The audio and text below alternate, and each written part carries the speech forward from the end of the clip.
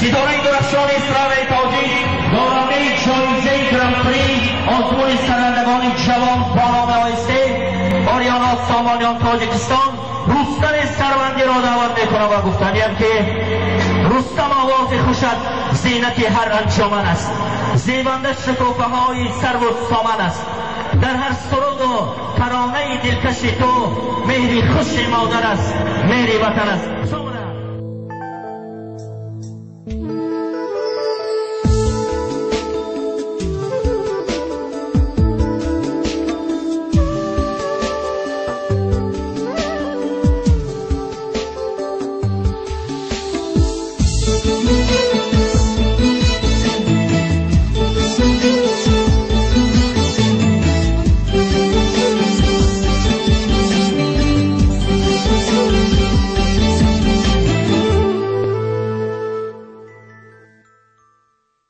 چرا در این نیمه شب این همه در میزنی؟ چرا در این شامی تو دیدنی من آمدی؟ چرا در این شامی تو دیدنی من آمدی؟ چرا در این نیمه شب این همه در میزنی؟ در این شامی تو دیدنی من آمدی؟ چرا در این شامی تو دیدنی من آمدی؟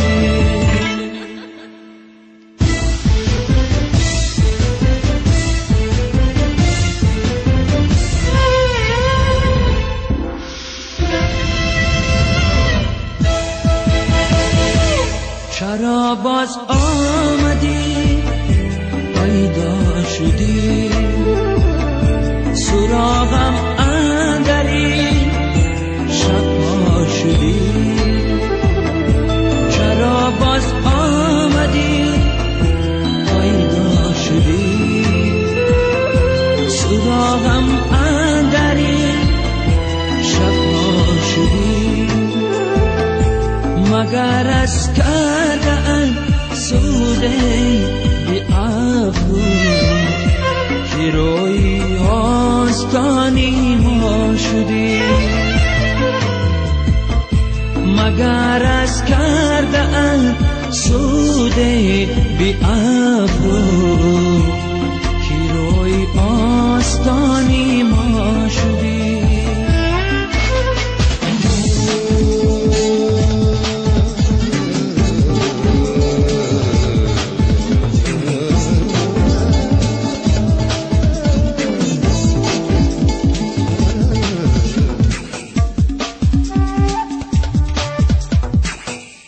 براه دیدگانم چار بود، دلم از عشق تو بیمار بود.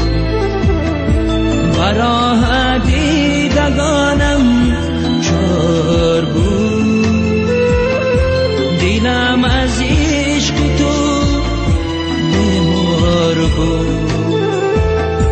میانی عشق ما دیوار غربت زی آه و ناله و آزار بود.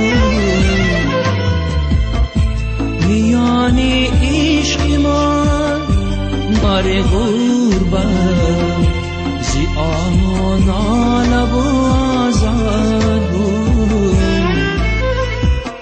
چرا در این نیمه شب این همه در میزنی؟